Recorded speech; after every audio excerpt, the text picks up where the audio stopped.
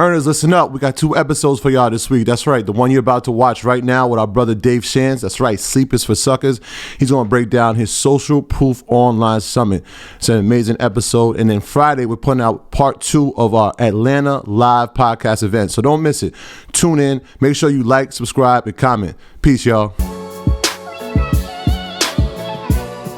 All right, guys, welcome back. Earn Your Leisure. Yeah, we got a very special episode today. Atlanta's always been good to us. Atlanta's like a second home for us. That's a fact. Everybody knows that. We're from New York, but we travel a lot to Atlanta. And one of our partners, shout out to Mike, is in Atlanta. Big Mike. So, Big homie. Yeah, so we got a direct pipeline to Atlanta. So we got one of Atlanta's own. Are you from Atlanta originally? I'm from New Jersey originally, Willingboro, New Jersey. Okay, but you live in Atlanta? Yeah, for sure. All right, like everybody else, nobody's from Atlanta. Right. So David Shands, interesting guy. He's an entrepreneur. He's an author. He is the head of an event that we're actually going to be a part of. Yep. In Real Social Proof Conference. He teaches people how to become entrepreneurs. He has a podcast. Mm-hmm. He does branding. He's always on social media. Mindset tailoring. I like that. Yeah. I appreciate that. We coined that. Yeah, I like that. He's a real Renaissance man. And if you're on social media and you've seen him with the director's chair eating Doritos. Yeah. Yo, one day you cheated on him. You had like Cheetos. I said, yo, what you doing? Yo, but here's the thing. One of my homegirls, she said, yo, I know somebody at Cheetos. Just make a video for it. I'm like, say no more. I'm not married to no company. Look, Rap Snacks, holla at me, Lay's, Pringles, anything. Look, if you got a black-owned celery company, they got the same crunch. I'm with it. Yeah, so David, he's a entrepreneur and a true Renaissance man. So before we start, thank you for joining us. Appreciate it. Thanks for having me. Yeah, man, thanks for coming up. Really true honor. Welcome to the green room. Y'all been waiting to be a EYL alumni for a long time. Y'all made that a thing. Y'all made it cool. Appreciate that. Appreciate that. You asked when we were in Atlanta last time, you were like, yo, I'm going to be alumnus, man. I know it. Yeah, I just want to be in the conversation. I know everybody going to listen and watch and all that. But I like, because everybody's like, yeah, we got this alumni. I just want to be in the know. So. Welcome. So before we start, I want to get your backstory because I think it's interesting, especially for people that are struggling as far as, we talk about business a lot, and a lot of times people feel like it's a pipe dream as far as becoming an entrepreneur, business owner. You know, you work in a 9-to-5 job and you just barely making ends meet. Being an entrepreneur seems like a million miles away, right? Yeah. But that's kind of your story. You used to work in the Cheesecake Factory, right? And then you became, so can you outline that? Absolutely. So one, I've been trying to be an entrepreneur for a long time. I mean, since I was a kid, where I was raking leaves at my house and I look across the street and my neighbor has leaves on the lawn. And I'm like, yo, I really like the fact that the leaves look real pretty on the lawn. But for some reason, my dad makes me rake my leaves. But I go knock on the door. I'm like, yo, I like the beauty of the colors, but do you not like the fact that leaves are on your lawn? And she said, no, I mean, I just don't feel like doing it. I'm like, yo, I got a rake, what's up? So, but fast forward, try, fail, and I don't want to say fail because everything that that didn't work out through my journey helped me in this right here. So the final straw was working at the Cheesecake Factory, and this is what happened. It's a cool story. My birthday's coming up, and I've been at Cheesecake Factory for a little while, and I'm cutting bread for my table, and this girl comes up to me and says, yo, what are you going to do for your birthday this year? Because my birthday was coming up. I was like, I don't know. I ain't think about it. She said, let's go back to the club we went to last year. And I'm like, she's like, everybody had a good time. Everybody came out. I'm like, all right, bet. Let's do it. So this weekend, let's go. But she walked away. You ever watch one of those movies where like the whole room gets dark? There's like a spotlight on one character. You know what I'm saying? The music starts playing, and I'm like reflecting in this moment. Right? I'm like, yo, I'm about to celebrate my birthday with the same people at the same place, working at the same job. And nothing wrong with those things, right? But I get home, and I'm driving home in the same car. It was I think it was a 96 Toyota Corolla, I want to say. And I take my money, my tips for the day, put it in the bank. And I realized that my bank balance was like a little bit over negative. Like me putting the money in got it over negative. Just cleared it. But it was a moment from the year before where I had like deja vu. I'm like, yo, around my birthday this year, the same exact thing happened. So for 12 months, nothing's changed but my age. I was in the same exact position. And I said, yo, something's got to change. Something's got to change. But my problem was... How old were you? I was 25 when I started. I was 25 when I started my business. So I think looking back, I've always been ambitious, but I never sit long enough to let something grow. I try something, it starts a little bit, then I just get like the shiny object syndrome and start something else. And this is the first time I said, yo, that's enough. And now it's time to really build something. So, all right. So you get to the epiphany, and then so your first business that you start is the kiosk. So I was building a t-shirt brand called Sleep is for Suckers, geared toward, I still have it, and it's still doing well, but Sleep is for Suckers, geared towards entrepreneurship and people that lose sleep doing what they love. Because I'm trying to figure out what is the best time to build this business, because I'm working 8 to 10 hour shifts. I still, I have some church obligations with my mom, stuff like that. And I'm like, the only time that I can really build this business is after work. So I work all day on my job and all night on my dream trying to build something. And just came up with the phrase, sleep is for suckers, because that was the time window. I had to give up sleep. I wasn't going to give up my job. I wasn't going to give up time with my mom. I wasn't going to give up time with my church. It was that time window that I'm asleep for 8 hours. Instead of 8 hours, I can sleep 6. And for 2 hours, I can build this business. And if I do that over a week, I'm putting 14 hours into a dream every single week. So it was a t-shirt business? T-shirt brand, yeah. And we're moving it out the back of the Corolla. Oh, we had the backseat boutique, baby. Backseat boutique. I'll pull up on you. Yeah. So in my mind, I'm envisioning this. This is in Atlanta. Atlanta. And you just drive. So how does this work? You just driving around, pulling up on people like, yo, you going to barbershops? How are you marketing this thing? I mean, it first started with like wristbands. So I got these wristbands that say "Sleep is for Suckers," and I'm trying to sell people on the idea. If I can sell people on the philosophy, and it's regular. I mean, any wristbands you can get, but I'm trying to sell people on the concept, and then I put "Sleep is for Suckers" on a T-shirt. The designs were whack, but people felt the story. Like, yo, I don't sleep either. Yo, I'm trying to build something too. So I started with T-shirts, and I started with my coworkers, my friends, family, who say, yo, when that drops, I'm gonna buy it, and they don't. You like, exactly bruh. how it works. Oh, bruh. So at that point, I started this cool story, and I got a lot of stories, so I'm stopping in a minute. I'm not gonna make them that long. But even in my book, I wrote this part called $100 Off Days, where my goal is to build my business on my off days, just my off days, because I was working 5 days a week on my job, 2 days a week on my dream. Every single day, my goal is to go out and sell 4 T-shirts. I'm selling T-shirts for $25. So I'm trying to sell 4 T-shirts. I'm trying to make $100 on each off day. So my boy's like, nah, you got to grind, man. You got to work every single day. I know myself. I'm low-key lazy. I work hard because I'm kind of lazy. Yeah. I want to get to a point where I don't got to do nothing. You work smart. Oh, yeah. I mean, that's what lazy people say. Okay. But yeah, my goal is I'm focused on whatever happens throughout the week is extra, but my goal is on my off days, fill it with work. If I can put time into my job, I can put time into my business. So I started hitting these $100 each off day. So I called my boss like, yo, can you only put me on 4 days a week instead of 5? Because I knew if I can make $200 on 2 off days, if I had 3 off days, I can make $300.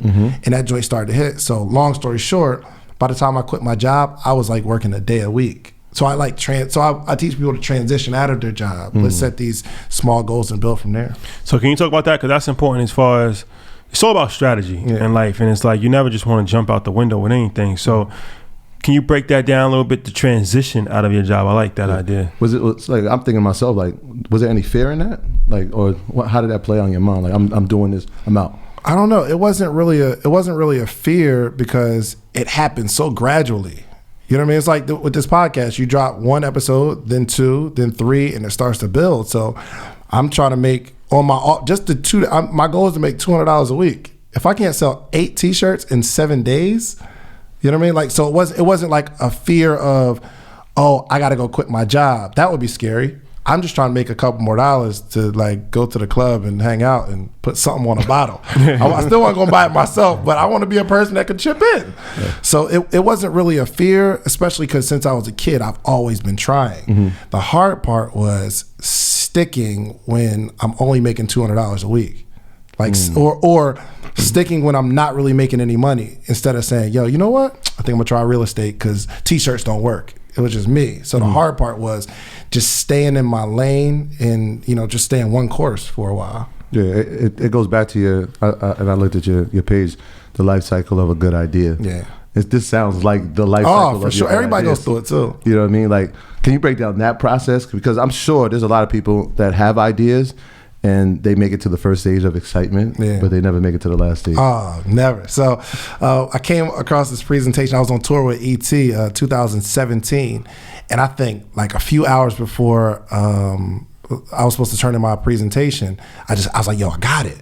The life cycle of a good idea is excitement. Everybody gets excited about the idea, but then you got to move to evolution, where you got to start evolving the idea, which is not as exciting as when you got the idea and you get to tell everybody and you see the vision. Yo, this goal was taking me out of my job. So excitement, then evolution, then engagement. So after you evolve it, you got to engage people. That gets scary because you got to actually approach people and make a sale and try to get a buy-in. You got to get people to buy in. Yeah. But then with engagement comes resistance. You'll automatically have those people to say, yo, I don't want to buy it.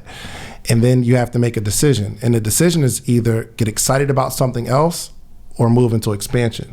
But the trick is taking each stage with you. So if you're excited and you move to evolution, you got to be excited while you're evolving the idea. And some people move from evolution to engagement, but they stop evolving the concept. So once you start to hit resistance, if you're still engaging people and evolving, you're asking people, okay, why aren't you buying this? Because you're still evolving it. You're still trying to get better, meaning you're still engaging. You're assessing it. You're assessing it. And then you make a decision to just don't get excited about something else, fight through it, take all that data, get re-excited about the same concept, retool it, keep engaging, go through the resistance, and then you expand. You said something important, and Shadi comes from a sales background, and you come from a sales background. You said a sale starts when somebody says no. Oh, for sure. In my mind, I'm like, yeah, somebody says no, it's next to the next person. But what's the importance of that? Like, what's the philosophy behind that? I mean, when you go into a shoe store, obviously somebody comes up to you and they're like, can I help you? And you always say, no, I'm good.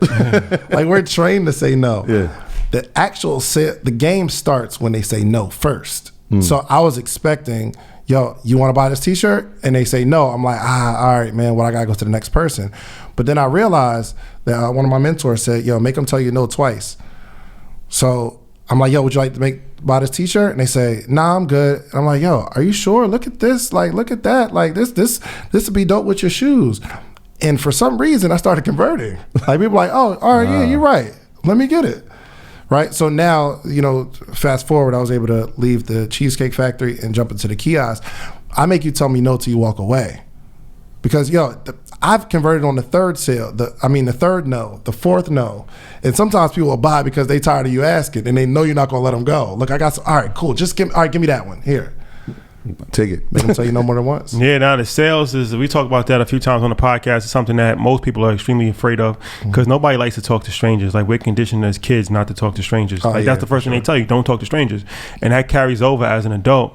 And it's like to walk up to somebody, especially to try to ask them to buy a product and to spend money with you, is terrifying for most people. But I always say, like, if you can actually do sales, I recommend anybody that wants to be in business to do at least 1 year of sales. Oh, yeah. Selling something. I don't care whether it's life insurance, whether it's knives, whether it's cell phone cases. You got to be able to sell something. Because if you could sell something, it takes a fear away. Yeah. And you'll realize that the worst thing in the world is not a no. Yeah. Right? It's not like people say no, you're still living. Like, you know what I mean? Yeah, it's like, you got to develop thick skin to be an entrepreneur. Yeah, I got a client, shouts out to my man Sam. He came on our coaching call. Like, I have a call in the mornings. And he said, man, how do I take my business to the next level? And my question was like, yo, how many people do you ask to buy your service? And he said, man, not that many. I said, yo, give me a number. Like, how many people do you actually ask? He said, well, not a whole lot. But bro, how many did you ask yesterday? He said, none. I said, that's the problem. So this is what I want you to do, because he's afraid to ask for the sale. I said, or he's afraid to attempt. He's afraid to like get into sales. But what I told him was, I just want you to ask 3 people a day. That's your goal. I don't care whether they buy or not, because the pressure is in their answer. But if you condition your mind to say, yo, my goal is not to make a sale. My goal is to just ask 5 people every day. So I can go to the store and say, yo, I don't want to bother you. My coach make me do this. Would you like to buy this t-shirt? Okay, that's 1. Hey, mom, I know I ain't talked to you in a little while. I never tried to sell you anything, but let me get my number out.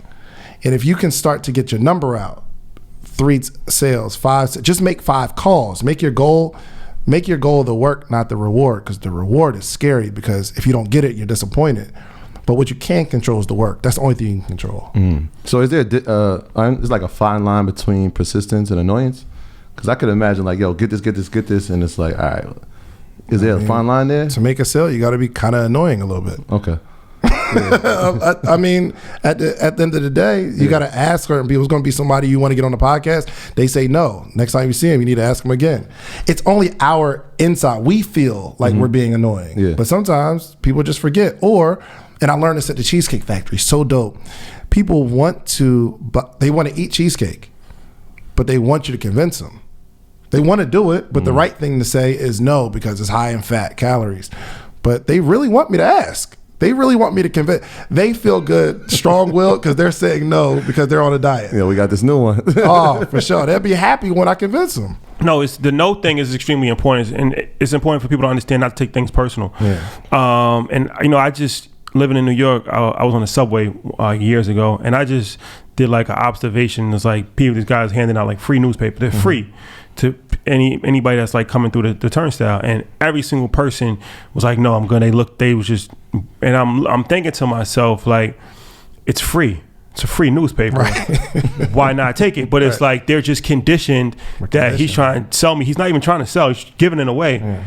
And it's like, no, it's like the same thing. It's like a pretty girl. Like you might want to dance with a pretty girl and before you even, she's like, no.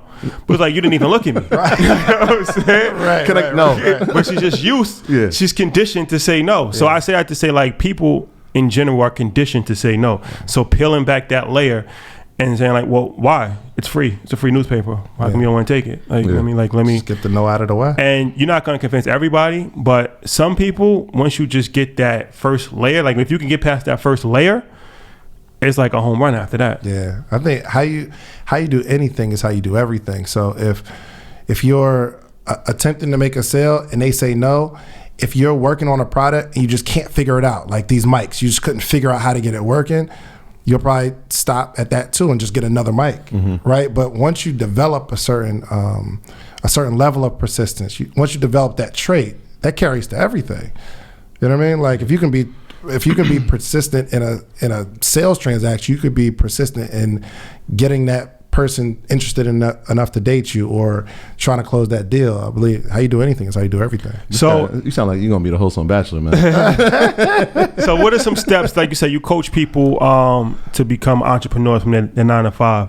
What are some steps? I'm sure there's a lot of people that may listen to this podcast that have 9 to 5 jobs and want to become entrepreneurs. Like, what are some practical steps that people can take? I think the first step is just set a goal. And I don't care what the goal is. Ideally, if you're new in entrepreneurship, you don't want to set a sales goal or a reward goal. You want to set a work goal. So your work goal might be starting out from 6 to 7 every single day, I'm going to work on this product or this project, whatever it is I'm doing, from 6 to 7. If you got a podcast, from 6 to 7, I'm reaching out to people to be on I don't care what they say. Their answer doesn't have anything to do with me, but for me to hit my goal from 6 to 7, because that works on consistency, you get more comfortable reaching out and you're putting a whole bunch of people in your pipeline.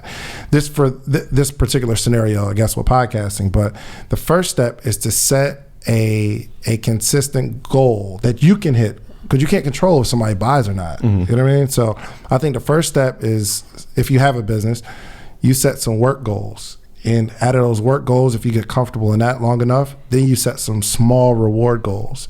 And you just do that consistently. My goal is to sell 1 a day, whatever the product is. Let me just sell 1 a day. And you do that often enough, you'll get tired of that. Now, you know what? I'm glad you said that, because that's something that I learned early on in business when I first came into business, right? And I learned that you can't, people make the mistake all the time because they say, okay, I want to make $100,000. And in order to do that, I need to make $2,000 a week, right? And it's like, okay, I'm going to make $2,000 a week. I'm not going to work 2 weeks out the year. So if I make $2,000 for 50 weeks, I make $100,000.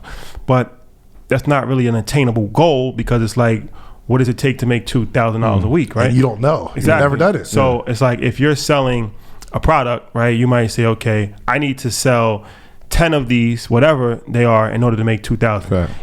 But even saying, all right, I'm going to sell 10 products, that's really not a good goal, because how are you going to sell 10 products? You got to dig deeper to say, okay, in order to sell 10 products, I know I need to speak to 100 people. Exactly. So the goal is not to sell 10 products. The goal is to speak to 100 people. Exactly. So now you dig it down even deeper, and it's like, okay, well, how do I speak to 100 people? I need to get 25 referrals. I need to go to 5 networking events. I need to cold call 100 people. That's the formula for me to speak. My goal is to, if I speak to 100 people, I'm going to sell 10 products. I'm going to make 2,000. But a lot of times people do it backwards. They say, I'm going to make 2,000. They get frustrated because it's June and they haven't made any money. Right. And it's like, they just quit. Yeah, the question is like, how long did you think it was going to take to be successful? Right. And I mean, your thing is, you're saying the numbers are so practical, like 1. You're not saying even 10, like 1. Like that's practical. Like if I can reach that. If I didn't hit it the first week, all right, let me try that 1 the next week. It's not like, yo, if I make 2,000, if I make 100, like, yo, you made 100. Like you might even overlook that. Like, yo, you did 100. It's not 2,000, but like, it was something, right? Setting the goals that are not so lofty. And that's a good strategy. I think just people remind themselves, yo, a year from now is going to be here. So we just started this process a year ago. Let's say a year ago, and you were on this journey of selling 1 every single day. You just sold 365 products to this date. And can you imagine the personal development, what you've learned about yourself, the skills you've acquired by selling 1 every day? So let's not let 12 months come. Like my story, I felt like I was asleep for 12 months. Nothing's changed but my age. Let's set, like, something in this process is going to change 12 months from today. Yo, that's crazy. Because I'm thinking, like, how many people have gone through that? Like, every year is the same, but the age. We're in the same spot, same girl, same guy, same job. Because you're setting a goal, and it's like losing weight. It's like, all right, I'm going to lose 10 pounds this year. No, you're really not. But you can just say it. It sounds good. Right. And it's like, before you know it, the year's over. Right. Let's just say, yo, I'm not going to drink sodas. Let's start there. Yeah. You know what I mean? Something you could, because you can't, okay, yo, I'm going to go raw vegan. I'm just, let's I think it's good too. I read a book called The 12-Week Year. And so the theory is that they break the year into 12 weeks. And it's like, instead of setting a goal for a year, 52 weeks, set a goal for 12 weeks. You can actually break it down. I talked about this before, like weekly, monthly, but smaller things are much more attainable. Like to say, okay, I want to do this per month. This is my goal for the month. I'm not even thinking about next month, because next month I might have a different goal. But if I set a goal for the year, it's too long of a period for me to actually track that, and you get discouraged, and then you just start have extreme discipline to do that. But people think it's about like the external thing. The whole game is in our head and who we are. The whole game. Yo, for all my entrepreneurs watching right now, you want to start something, you're not being consistent in your business. Let's see if you can make your bed every day. Let's try that. To be consistent, right? So what happened? First day, just like anybody's diet, yo, I'm on it, make my bed, dang, I'm good. Second day, third day, fourth day, you'll be getting to the door, rushing out, and then you're like, I forgot to make my bed. You run back in, like, all right, cool, I'm back, got my joint going. We do that for a couple of days. Next week, you leave out the house, you on the highway, ready to work. Now you forget. Oh crap, I forgot to make my bed. Now we got a decision to make. Do we like go back and do what we say we're gonna do, or we be like, oh, I'm gonna do it tomorrow, like we do everything else in our lives? And endurance. I learned that even from sports. It's like you learn about endurance, and it's like I say it all the time, entrepreneur endurance. 90% of people's not gonna last because they don't have the endurance. The facts. It's like, you know what you need to do. You need to make these calls. You need to do this. But in order to do it every single day for 3 years, every single day, that's a different level of commitment. So it's like people might fall out the race after a week, after 2 months, even after 10 months, you might just tap out. But like Nipsey said, it's a marathon, right? Like the marathon could stay in some game for a little while. Just do something. Just something consistently. One of them ideas gonna work. No, for sure. You just develop through the process. You know what I mean? How do people know when it's a good idea to quit their job? Obviously, when you make enough money, but most of the time people quit their job where they're really still not sure financially, right? So like, what's your advice for that? You might be making some money, but it's kind of a risk if you quit your job. But if you quit your job, you can focus more time and potentially make way more money. Yeah, good point. My advice is to set a quit number. So the quit number is, I will quit my job when I hit this number. If I don't hit the number, then I don't quit. But some people say, yo, if I can make $100,000 a year outside of my job, I'll quit. Well, you've never done that before, ever. Right. So my goal was, if I can match my income, if I can get to $1,000 a week, I'm gonna quit my job. That was my goal. And if I can do that consistently for 4 months, I'll quit my job. So when I quit my job, I was doing about $1,000 a week. Yeah.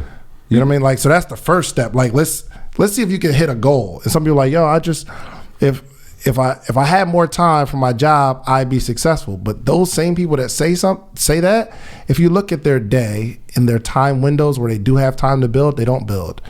And they think they got to get rid of that 8 hours at their job to do the same thing they're doing now, which is nothing, in their free time. Yeah, that's what I said. I argue with this my colleagues all the time. They're like, how do you have the time? How do you have the time? I'm like, yo, we all have the same 24. Facts. We all have the same 24. Facts. Even if you spent that hour, like I talk to teachers all the time, like, yo, listen, you guys advocate for kids better than anybody I've seen. Imagine if you wrote a book about that. Like how many people you could help, parents you could Facts. help, underserved families you could help. I don't have the time. We're talking right now for a half hour. Like you could have been recording this conversation. It's like, yo, we have to find the allocation for it, man. Because that book could sell 1,000 books, and now that's your whole year's salary. Yeah, it's like Wall Street Trapper said that you have to have your freedom price, and that's something that's very powerful. And it's like a lot of times people don't know. You don't know anything. Like you just doing stuff and you don't have an idea. You don't have a blueprint, right? You got to sit down and map things out. Say, okay, this is the amount of money that I feel comfortable with leaving. He calls it freedom price. You call it whatever you want, but it's gonna be different for everybody. So it's like one person's freedom price might be $40,000 a month. Another person's freedom price might be $2,000 a month, whatever. But you don't really. How can you even gauge what to work towards if you don't know that? And B, you're not gonna know like when you're going to be comfortable if you don't know that. Like you got to map out all of your bills. For sure. You got to map out a contingency plan, all that, and just say, okay, this is a nice cushion, $5,000 a month. I should be good. Yeah. But most people never do that. Yeah. And they have no idea, and they just kind of just winging it. I got a question for you too, Shaq, because I was telling Troy, I had a client years ago where she had like she was selling solar products, right? Like stuff that goes on the house, phone chargers, stuff like that, solar products. And she was like really building this joint. She had a job. She was making like $30,000, $40,000 a year. But her business started to make $25,000 per month, right? So, but for some reason, she never quit her job, right? She wanted that security of, let's just say $40,000 a year, but she was making $25,000 a month with this business. And if she'd have quit her job, she was focused on that. She'd build it, but she was scared. So I want to ask you a question. Why do you think that happened? Fear. She truly never believed in the business, because a lot of times it's like you start a business and it's going successful, but you still don't fully believe in it, and it's like, okay, if I lose this can go away tomorrow. At least I have this to fall back on. I was thinking the same thing. Like I don't think people even think of the freedom. Like, so if we said a freedom price, most people wouldn't even they have no idea what it is, because they never even thought of it. Ever. It's not obtainable. But you ask those same people, are you happy at your job? Yeah, I can't do this forever. And it's like, well, what do you plan to do? I don't know. They've never thought of it. It was like, a pie in the sky dream that they have that they're not working towards, for sure. Exactly. Well, there you have it, ladies and gentlemen. What's your freedom price? That's the question. So in the next segment, we're going to talk about E-Complex. We're going to talk about branding and a bunch of other cool stuff. All right. So in this segment, I want to talk about a few things. But first thing I want to talk about is branding. So you branded yourself very good. I think you have 64,000 followers on Instagram. Yes. Yeah. I checked today. By the time this episode comes out, I'm sure it'll be even more. We're gonna check a week after the episode comes out. Yeah. So if anybody's not familiar, your name on Instagram is Sleepers for Suckers. Correct. For the number 4, and you have a thing where you like do these clips in the high chair with eating Doritos, right? And I watched a clip of you saying like the reason why you do that, the consistency. Can you talk about that? Like where did that come from, and like why is that part of your brand? You know, here's the crazy thing. Y'all watch Plies on Instagram? Sometimes, Plies, yeah. I was so fascinated with how he was getting out a whole message, a whole story in 60 seconds. I was watching him. I'm like, yo, this is so entertaining. I feel like I watched a movie for 60 seconds, right? This is like before, we had IGTV and all that. And I was like, yo, you know what? I want to see if I can get a message off in 60 seconds and make it entertaining and fun, because that's what Plies did. He made it entertaining, and then on Drake's album off that. Right. So I was like, yo, but how am I going to do it? Because I don't want to be corny like everybody. Yo, what's up, man? It's your boy David Shands, man. I got 3 points for you today. I ain't want to do that. You know what I'm saying? So I'm real big in just having a thing or a gimmick. So I was watching this show. Shouts out to my mentor CJ, he showed me this video called Hot Ones, where you seen the show Hot Ones? Nah. Oh, this joint's fire. So he interviews people, but the only difference between his interview, he's asking basic questions. Oh, with the hot sauce and the wings? Oh yeah, wings. oh yeah, I've seen that. I've seen that. That joint's crazy. Yeah. But the line of questioning isn't the centerpiece of the interview. The interview is, what is their reaction to the hottest wings? Yeah, those are crazy. I thought that was genius. Yeah. Yo, he just put interview around finding out how an interview will react to hot wings. Yeah, some people don't finish the interview. Right, for sure, for sure. So I'm like, okay, how can I do it? And I was like, all right, I'm gonna eat something. I don't know what it was, because before that, I was doing these videos where I was eating cereal, and I would like give some bars, and people hated that joint because they hear the slurp and all that. Yeah. They was like, yo, I hate it, but the information's so good, I would keep watching it. So I'm like, all right, and then I stopped that for a while, and I was in the studio, and first, if you go back, I was eating gummy bears first. And then I think all we had was Doritos after that. And I started eating them. People were like, yo, I love the Doritos videos. So I kept doing Doritos videos. Dorito Dave. Oh, yes, Dorito Dave. It just happened that way. And I'm really authentic in who I am, because if, say I'm eating some chips or something, and you come to talk to me, I'm not going to put the chips down and be like, oh, let's have a conversation. I'm going to keep eating them joints, right? Yeah, So you're known for it now. I wanted to be like, this is just how I operate. I felt a little bad today. I was like, when you came, I was like, I Yeah, only no got Doritos. Pringles, bro.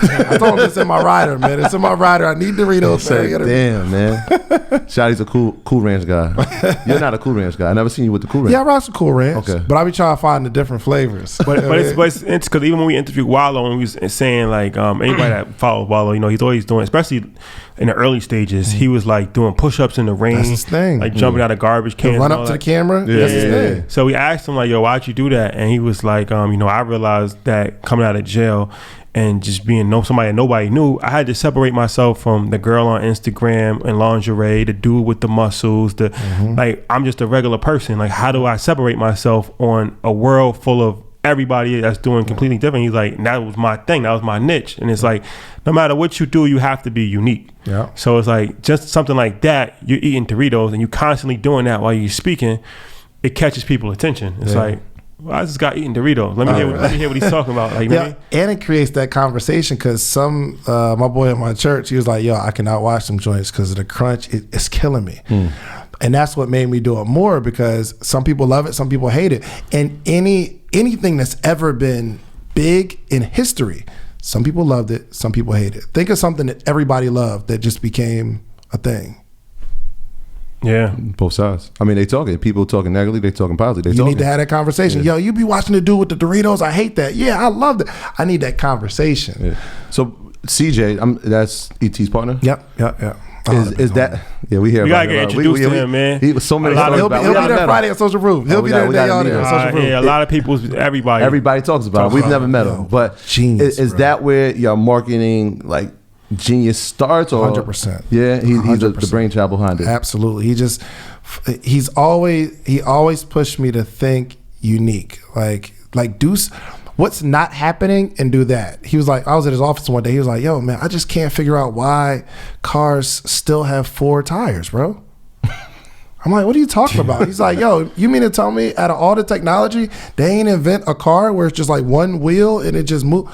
He's like, yo, that's where my head is. So ever since that conversation, I'm like, yo, I got to do something that's different. Everything I do, I just want it to be different. Like right now I'm doing the videos where I'm like writing out principles, and you can't even really read what I'm writing, but it gets so much engagement because it's just different. Like I'll draw a little smiley face and you can't read the words, and I'll misspell some stuff and I can add that into, but I'm not saying anything that nobody else is saying. It's just I'm putting it in a different, fresh, entertaining way. Yeah, one of those videos that I caught my attention was the human bingo. Can you talk to us about The that? facts. Yes, sir.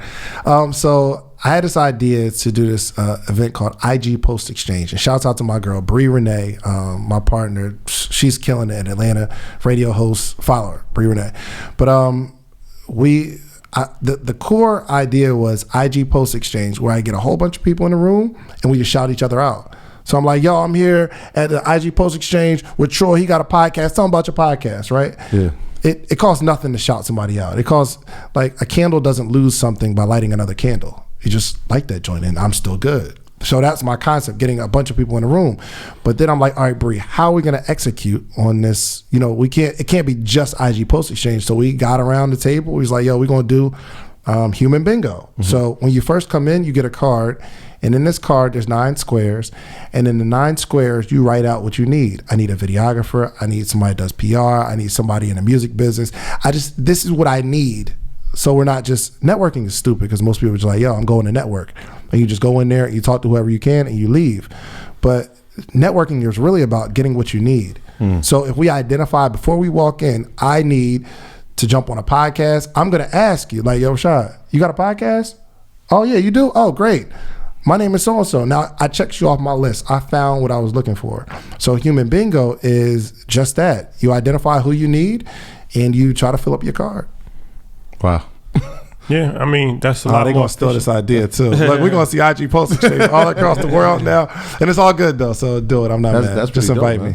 Yeah, I mean, it's the whole point of networking is to meet people, right, that you can add value to and that can add value to you. For sure. So it's a lot more efficient. It's like kind of going to Marshalls and you just sorting through racks of clothes that you don't want for the one piece of item that is like good. But people don't know what they don't want. So say I'm looking for a web designer, and I'm at a networking event. I'm like, yo, Troy, what's up, man? My name is David. I got this clothing brand. I'm doing this event.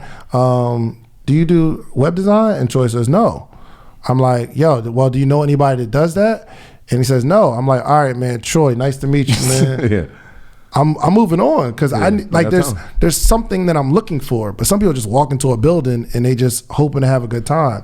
My networking is super intentional. Yeah, because like in my mind, I'm thinking like, yo, if that web designer is in that room, he could be leaving in 5 minutes. Bruh. And if you miss that 5 minutes, now you've missed your web designer. Yeah. So it's super intense. I like that. And also with the I know you said that you have a podcast, and you said one of the things about the podcast you like to interview people because it's a great networking too, is relationships. I told you said that. Oh, for sure. Can you talk about that? Because it's true. Even like with our podcast, it's like one of the good things is that we meet so many different people, and the interview is a really good way to network with people because everybody wants to be interviewed. You'd be surprised, even if you have a small platform.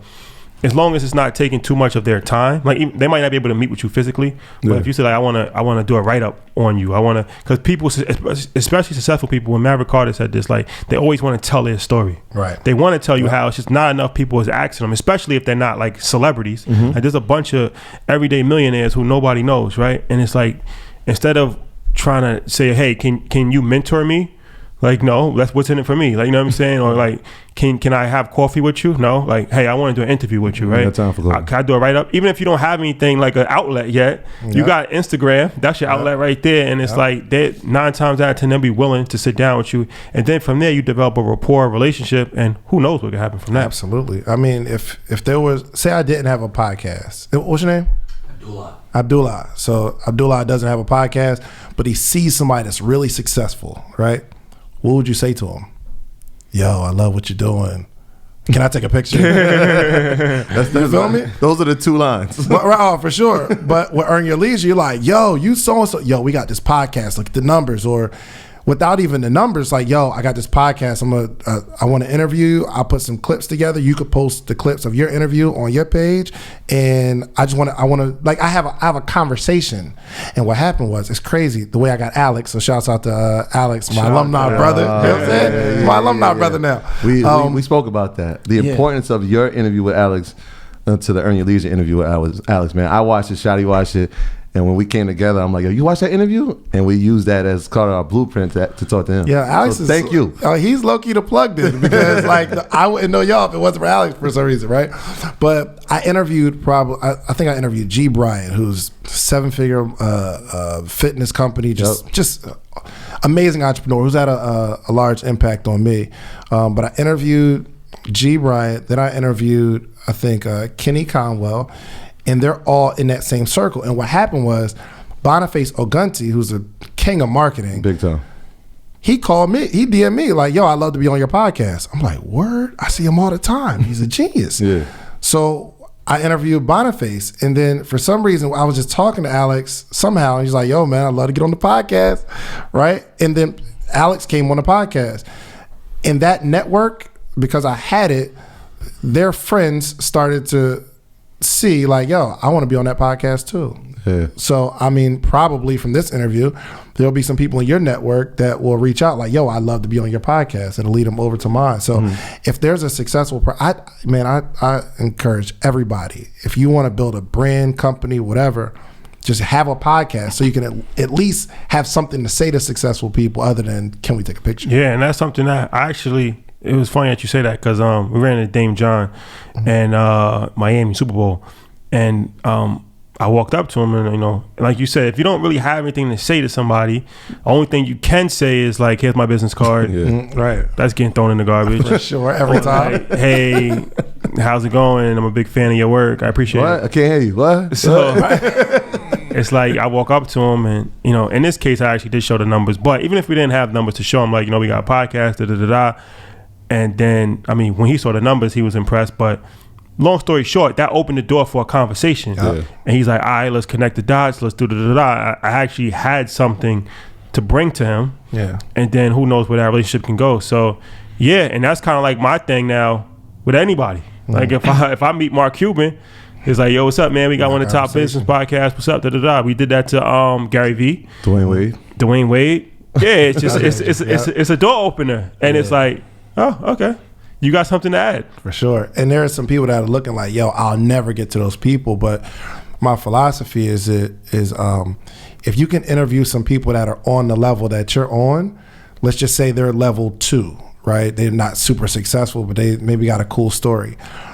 If you interview enough 2s, you can find a 3 because of all the interviews of the 2s. Make sense?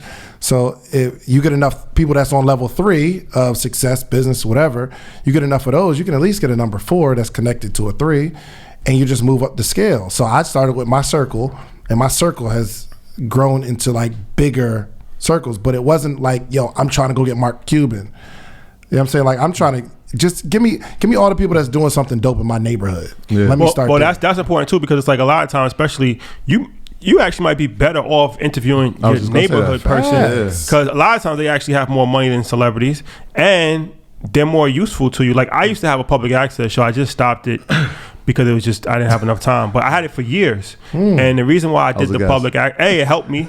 I was a guest. Yeah, he was a guest. Oh, yeah, for real.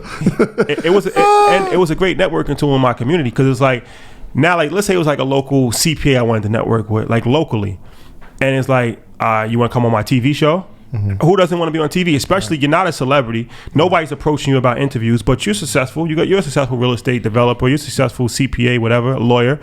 And I did that a lot. I did that for like 4 years. And it was a great, and I used it pretty much as a networking tool. Each month, I know I was going to be able to network with somebody and build a relationship. Yeah, and it don't even have to be about success. Everybody has a cool story. Yeah, the stories are the what makes it dope. Because like even the person with the, like we're saying, like a level 3, the beauty is watching that level 3. Like you interview them, and now they become like a level 10. Yeah. Because it was like, yo, we saw you on that podcast. Yeah. And your story was so powerful. And now we want to support everything you do. Like there's so much beauty in that. I think that's why people resonate with us a lot. It's like, yo, we're happy in the success of the people that come on. Because it's like, yo, we helped each other. Right. Like, you came on, you told your story, you didn't have to come on. And like now, like everybody wants to hear your story. Absolutely. So it's super dope. I think I'll just throw out some ideas. I just love like helping small business entrepreneurs. But my boy Tommy Holt Jr., he's going to do a podcast interviewing. He does real estate with Max Maxwell. Shout out to our guy. He's going to interview people who got their first deal. Ain't that crazy? Like all people who got their first deal in real estate, I'm going to interview those people. Or you interview everybody who has a job and a dream. They ain't start building it yet, but it's content. Like, yo, what is your story? What is holding you back? You know, I'm waiting for the podcast where people go around and interview homeless people. Like I talked to.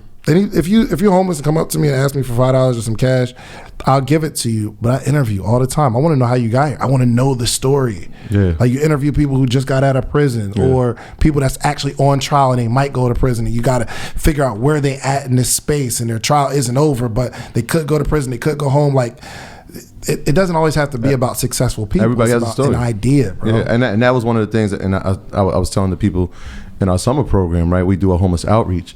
And I'm like, the first thing I tell them is like, no one ever thought they would be sitting here. No one ever grows up and says, I'm going to be homeless. But something along the way got them here. I'd subscribe. You see what I'm saying? So it was like, yo, we're going to treat everybody the same because everybody is the same. And we're going to give to them because that's more important than anything else. Facts. And they appreciate it. So like one of the things we tell them is like, yo, there's no need to be afraid. Sit down, have a conversation. Because think about how many people walk past them on a daily basis and don't say a word. One of the best shows HBO ever had was Backseat Chronicles. Remember the Taxi Cab Confessions, man. Whatever. Taxi Cab Solid Confessions. show. And that was, it's Backseat Chronicles of regular everyday people. And now in this day and age of social media where everybody's trying to chase celebrities and all of that, and it's like, you might find a niche with just regular people that nobody knows because way more people can relate to that. And that's why that show was so successful, because it was New York City back of a taxi cab before Uber.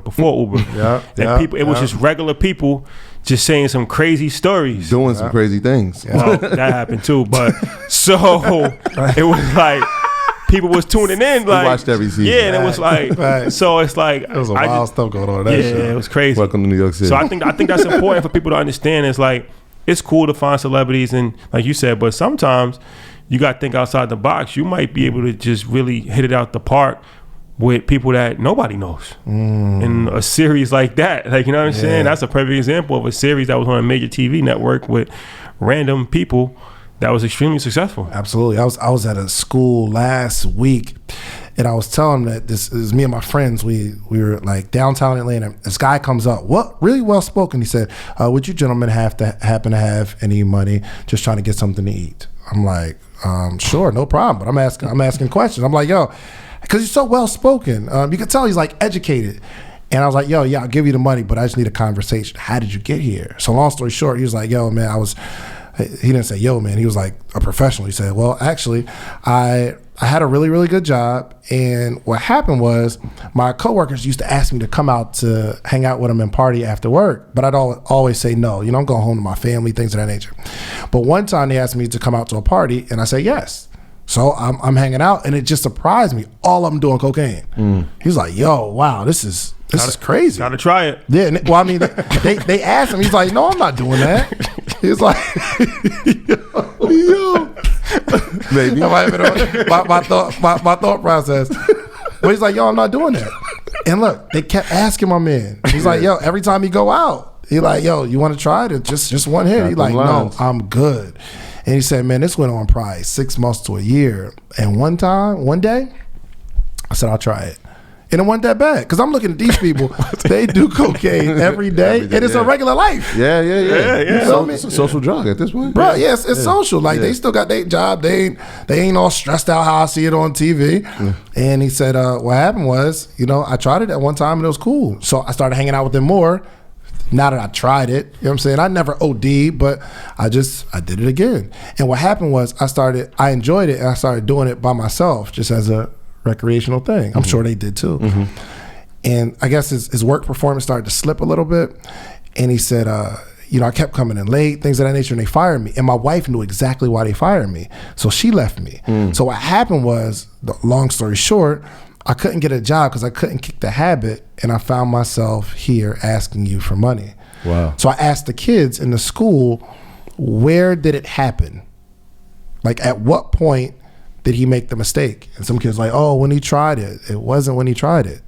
It was once he got in that environment. And you can't, it's hard to do the right thing in the wrong environment. Conversely, it's hard to do the wrong thing in the right environment.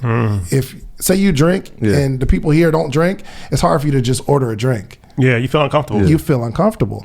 But conversely, it's hard to be the person that doesn't drink in a room full of drinkers. It just doesn't, not saying drinking is wrong or anything like that, but for the kids, that was my example. But it was the environment. So I gave this whole presentation on environment, and it was real. But I wouldn't have got it if I interviewed a homeless guy. That's powerful. Very deep. Very deep. Rashad would have tried it. Off rip. First day. Gotta what do y'all it. doing over there? We try.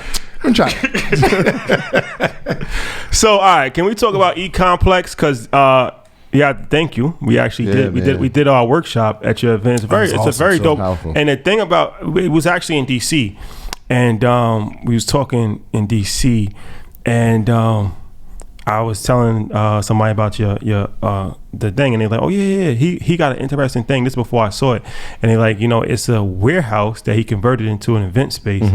And I didn't fully understand like the concept until I actually saw it, and I'm like, oh, this is a warehouse that's actually converted into a creative workspace. Like, how did that come about? How did you get a work? That's a pretty big location. Like, we were looking for it. Here's the crazy thing. I was doing vision board parties every year, and I drew out this like thing called entrepreneurship complex. It was like years before I actually built it. And what happened was, I was doing this coaching program. I was like charging maybe $300 a month, and I had like 8 clients. And I was like, yo, I'm getting tired of coaching. So this one young lady, Janae, came up to me and was like, yo, I'm thinking about being an entrepreneur, and I just want to like be around entrepreneurship. She came to my kiosk. I had a kiosk at this moment. And we just started working together on my nonprofit. She's like, yo, I work in finance. I can help out. I'm like, all right, cool. So we just started working together. And then another guy, Brandon, came to me and said, yo, I've been watching all your videos, and I'm a videographer. I don't know if you need video help, but I mean, I'd love to be a part. Like, anything I could do, because you helped me quit my job watching your videos. I'm like, all right, bet. You on the squad. So we just got together, and I'm like, yo, I want to build a coaching program. I just don't want to do it myself. So if you two would help me build it, we could split all the money. So we built it and split all the money. Then I'm like, yo, the next thing we got to do is I want this event space. It's a dream of mine. I wrote it down 3 years ago. And I'm like, let's start looking for it. And I said, well, let's just take the money from the coaching program and put it into the space. So for a while, and we had like 150 people in the coaching program. For months, we didn't take any money for ourselves. We put the money into the space. So it cost about $90,000 cash. You pay cash for it? Absolutely. Absolutely. I mean, we're leasing it, but it was open. Like there was nothing there. Yeah. So, but the build out was so expensive. And shouts out to Lee, the landlord. He kind of helped out with it. But we came together to build a coaching program, rolled the money into a event space, and now we all equally own it together. No, that's dope, and that's the power of working together. Facts. All money in too. Facts. Yeah. All right. Well, in the last segment, we're gonna talk about what everybody's waiting for, what we're waiting for. Yes. So, and before I go, ladies and gentlemen, just say no to drugs. This is a public service announcement from PSA. The good folks of Virginia. Drink responsibly. Act accordingly. Yes. That's our motto. All right. So in the last segment, we're going to talk about the Real Social Proof Conference. And this is something that you are CEO, that title? I guess, yeah. The head? I mean, whatever. I'm the only person to put money up. So I guess. So you put together a conference in Atlanta, and you got a lot of heavy hitters. You got a lot of EYL alumni. Max Maxwell, Mr. 2 Weeks Out, Alex Good Energy, yes, Nehemiah Davis. We will actually be there as well. I got so many questions for y'all. Yeah, we're teaching a workshop on how to build a podcast. Then you got Eric Thomas who's headlining. Yes, sir. So you put together. How many people do you have presenting this? We right now have 63. 63 presenters. Yeah, 63 6-figure, 7-figure, multi-millionaire, and a black billionaire coming to teach. Who's the billionaire? His name is Melvin Nunnery. Okay. So my man, he's so genius. He built the company and sold 30% of the company for $1.4 billion to the Chinese government. But you got to watch the interview. It's crazy. So he built a company called Scholar.me, where it's a recruiting app that connects like kids to college scholarships. So I guess he was having a conversation with the Chinese government, and he built a separate entity, Scholar.me International, and sold 30% of the separate entity for $1.4 billion. So Chinese kids get scholarships to come here? Hold on. How's this work? He built a company that he owns 100% of. Yeah. Then built another company and sold a portion of that for $1.4 billion, but still owns the initial company. So it's like a replica of the original company. That's amazing. Yeah, so he's like the bridge for Chinese kids to, for the States and vice versa, things of that nature. And brilliant dude. Second business did $1 billion. That's beyond impressive. That's impressive. Beyond. Come on, he's in the building. Okay, he's in the building. So from me asking, you want to be on the podcast? Here's what's wild. No lie, I can't make this up. He joined my coaching program. It was $97 a month, and he joined the coaching program. So you were coaching him? He was just, yeah. So it was on like morning calls, and he jumped on. He said, "Yo, I love your stuff," and he just came on. And I just thought it was another person. He's like, "Yo, man, I just sold my company for $1 billion, man. You gonna follow me back?" I said, "What? Of course." I didn't know who he was. And yeah, so from the content, he loved Dorito Days videos. He loved the podcast, things of that nature. So that's why I'm telling everybody, just be active. You never know who's watching. And he joined, and I realized, yo, this guy is amazing. So I'm like, yo, you need to come on the podcast. And from there, like, the relationship's just been amazing. Sounds like somebody we need to know. Oh, facts. So how does it work as far as putting together a conference? Because it's like conferences are real big right now, seminars, stuff like that. So this is really big. You got 60 presenters, 2 days. You got a huge space in Atlanta. So what's the finances behind that? Like, how do you put together? You gotta have insurance. You gotta pay installments. Like, how do you do that? First off, I would definitely give it to you. But first off, I don't recommend conferences, man, because it's literally one of the only things where you will incur a public L. Like, if you start a podcast, nobody really knows how many subscribers you have, or you have a product, nobody knows how many you sold. But if you put on an event and nobody's there, you take that L publicly. You know what I'm saying? So it's a scary thing. Yeah. But so just to run through the numbers, last year we did it. I think I might have spent $58,000 on the venue. I spent $5,500 per day. And I gave like the speakers like a little bit of money, because I mean, how do you pay that many speakers to come? But yeah, the biggest thing is the venue, all the stuff that comes with the venue, and you got to watch the venue, because they'll give you the space, but they're going to charge you for electricity. They're going to charge you for internet. They're going to charge you for like different drops. They charge you for everything. They charge you for staging, things of that nature. So you got to find a venue that works well. But this one right here, the venue was it's $11,000 a day. So it's $22,000 for the 2 days, but I'm coming in early to set up, and they're charging me half a day, which is $5,500. So $27,500 just for the venue. The production, and I can't even say how much the production is, because the guy that's doing the production, One Stop Production, shout out, they do huge events like A3C. Y'all heard of A3C? Yep. So he produced a whole A3C. He does events for Coca-Cola, everything, like huge. I'm talking about lights, camera, action, smoke, all that kind of stuff. He does the whole thing.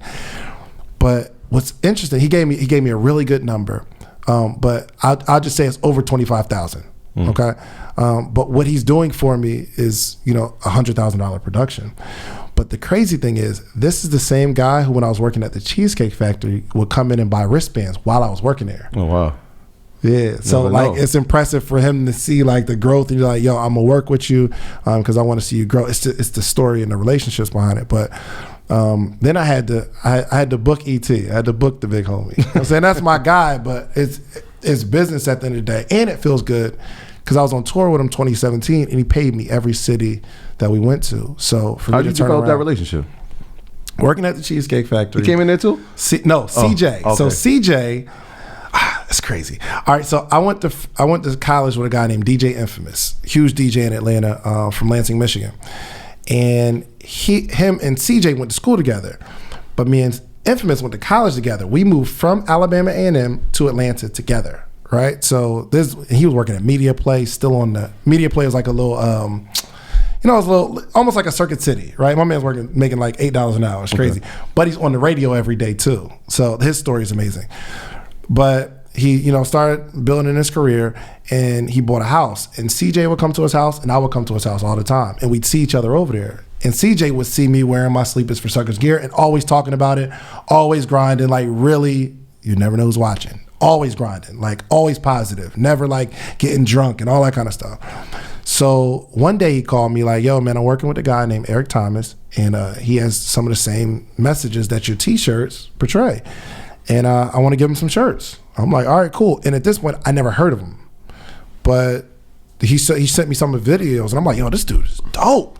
Awesome. So I give him some shirts, and he actually pays for them. Like, cause ET impacted me so much through the videos. I was like, yo, I'll just give them to you. Like, yo, it's on me. But CJ actually gave me some money for them. So me and CJ still cool, but I forgot I gave him the shirts. One day, I went to the club and I came home. It was like 5 a.m. coming home, 4 or 5 a.m. You know how Atlanta gets down. My boy called me like while I'm just getting in the bed going to sleep. He's like, "Yo, did you see the video the ET drop?" I'm like, "Bruh, it's 5 a.m. Bruh." When he said it, I wasn't even thinking who ET was because I have a relationship with CJ. Yeah. But I woke up the next morning and my website had mad orders. And they were still coming in. Like every couple minutes, another order. Ding, ding, ding. I'm like, what is this video? So ET made a video called Sleep is for Suckers and wore one of my hoodies. And from then on, it's just, we grew that relationship. That's dope. Yeah. Dope. Yeah. So the conference, it's going to be, how does this look? It's 63 speakers. Are people in different rooms? How's this conference going to look? Yeah.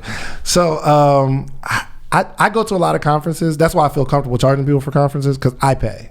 Right, there are a bunch of people that they want to charge people for coaching, but they don't pay for coaching, which is strange to me. You know what I mean? But I go to conferences, and a lot of them are a bunch of people. Let's say 1,000 people in a room. There's somebody on stage. They're going to speak, and then when they get off stage, somebody else goes on stage. Then somebody else. But that 1,000 people may not need the third speaker's information, right? And they're waiting for the next person, right? Mm-hmm. So we're allowing you to customize your own experience. So there's a huge platform in the beginning. We're going to start it off all together, some games, fun, networking, things of that nature. But then it breaks off into different workshops, breakout sessions. So we have 52 different sessions now. Wow. So whether it's for people who want to start, grow, and scale their business. So for people that want to start, they don't know what they want to do, but they know they want to be an entrepreneur. So they might listen to the EYL workshop where, I'm thinking about starting a podcast. That might be a way to start business. I want to go to Alex's workshop where he's going to teach me how to get into the trucking industry. Max Maxwell and Tommy Holt Jr., real estate. So people that want to start their business. The next group of people that want to grow their business. They might be an author or they might be in their business, but they have no idea what they're doing. They're reaching a ceiling and they just can't get past it. So they need to learn the fundamentals of branding, marketing, how to run Facebook ads. Boniface Ogunti speaking on that. The mindset of getting past your current level of success or just starting to grow. So we got a bunch of workshops on growing and then scaling where it's a little more in detailed stuff for getting your website to convert or copywriting. That's really huge. Or how to put together a funnel system. Now, somebody that's starting a business, they don't necessarily need to be learning funnels right now or the psychology behind funnels or even ads. But so that group of people start, grow, and scale. 52 workshops, 1, 2, 3, I think 4 keynote speakers. Yeah, so everybody just draws up a schedule and they follow their schedule. You get what you need. Running concurrent with each other? 4 at the same time. 4 at the same time? Yep. So first day, 2 keynotes, then 4 workshops going on, and then the next day, 1 keynote, workshops all day, 4 going on at the same time, and then we got CJ doing a keynote, then ET. What's your goal as far as people? 1,700. It's 1,700. But the problem is the tickets are only $200. So some people may look at it as it's only $200. How impactful could it be? I went to ClickFunnels. The joint was $1,000. It was an amazing conference, but I came with my notes, took it really seriously because we invested $1,000. But sometimes, especially with our people, low price point doesn't necessarily, they don't look at it as value. So for 2 whole days, you get to be in the room with 6-figure, 7-figure, multi-millionaires and a billionaire for 2 whole days amongst 1,700 other ambitious people that you can network with, all for a price of Jordans. Less. Less. That's crazy. Like I said, Nehemiah Davis said it the other day. He was like, yo, what would it cost you if you're not there? Yo. Cost you your whole business. Bruh. Right? It could cost you 10 years. Facts. You know what I mean? Like you could streamline your business in a day. People have to invest in education too. Investing in education is not just paying for college, right, or paying for a textbook. Investing in education is going to workshops, going to seminars, paying for coaching. These are all things that, if you're serious about taking your business to the next level. I believe life is just a series of decisions that we make. Like wherever you are right now, it's because of a bunch of decisions that you made yesterday, preferably over the years. Where you'll end up tomorrow is about the decisions that you make right now. So I was talking to somebody who lives in Atlanta. Now we got people coming from Hawaii, Alaska, Canada, all over the world. New York, son. Yeah, they out here. yeah. Yo, we got a lot of people coming from New York actually. But this guy in Atlanta, he was like, man, I don't know if I can make it. Bro, it's up the street from your house. Like you're either going to be in a room where the success and all the answers and the networking, you're either going to be in that room, or you're going to be at the crib, or you're going to be at work, or you're going to make some sort of decisions where I can almost guarantee it's not going to be as valuable. You're just making a bad decision right now. And In he's advance. like, yo, that makes sense. Oh, in advance. Yeah. Bro, you don't even know what you're going to do a month from now. Yeah, like I might not. No, you're making a bad decision now, and you're a month Right away. now. Yeah. Incredible. And we can see like the decisions that are being made. I can see why you're at the, not judging my man, but I can see why you're in the position that you're in, struggling because of the decisions made. How you do anything is how you do everything. Like, of course, you're not going to make a good decision to come to a valuable conference because you don't make good decisions on what to do with your money. You don't make good decisions to do with your relationships. It's just a habit. David, appreciate you, bro. Man, that was powerful, man. Can you tell the people how to contact you, how to get information, how to buy tickets to Real Social Proof, all of that information? Absolutely. RealSocialProof.com. Get your tickets right now. My Instagram is at sleepisforsuckers with the number 4. You can follow the Instagram page of the conference and see who's going to be there at Real Social Proof. Everybody at this table will be there. Oh, for sure. Yeah, We're make sure you come to our workshop. Yeah, pull up on us. We need to have that feel. We Oh, don't be want to there. have one person there while we present. I'm sure that ain't gonna happen. Yo, the crazy thing is like, how do y'all? Man, I just want y'all on my podcast show because how do you start with an idea? None of y'all got a background of podcasting and grow it to over 60,000 subscribers. There are some people right now that's listening, like, yo, I would love to do what they're doing. Well, they're gonna tell you Exactly. Yeah. That's the perfect pitch. We're gonna a reveal fact. all our secrets. Oh, for sure. At the Real For Social sure. Proof Conference, and it's gonna be a lot of EYL alumni in the building Oh, too. for So sure. people that's listening to the show, if you follow the show and you're fans of Earn Your Leisure, you know about Max Maxwell, you know about Alex Good Energy, you know about Mr. 2 Weeks Out, you know about Nehemiah Davis, and there's a bunch of other. I think there's some more Earn Your Leisure alumni that's gonna be on the bill as well. We got future EYL Future, alumni. That's a fact.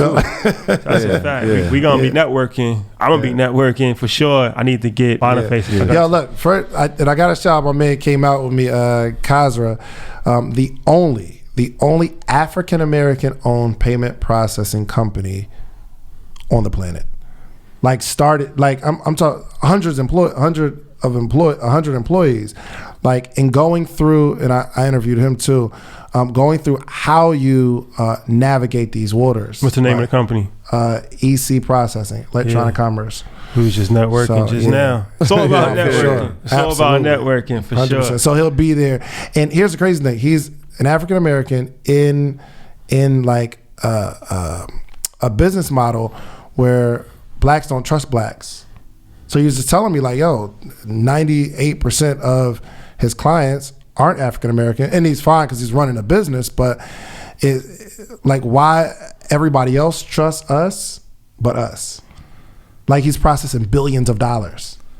You feel me? So Mindset man, tailoring. I have to give a plug on my man Kazi. He's like, yo, you coming up to? He's like, yo, you flying up to New York? He said, I'm coming. I said, bet. They Let's here. do it. Yeah, for sure. Nah, it's gonna be a vibe, man. Like I said, I'm looking forward to seeing all of our previous alumni and then making relationships with new people as well. There's So, some people we got to connect you with out there in Atlanta. Yeah. Yeah, we'll talk about that I later. want in. I want in. yeah, Atlanta's always home. So, all right, Troy, housekeeping item. Yeah, shout out to everybody on patreon.com. Y'all know that's our Proud to Pay program. The support has been amazing, man. And like I said, it allows us to do a lot of things. It allows us to go to conferences. It allows us to go all over the country, man, to spread the word of financial literacy. And so shout out to everybody that's been supporting on there and to everybody that's supporting the merch. You know, assets over liabilities, that is ours. That is ours.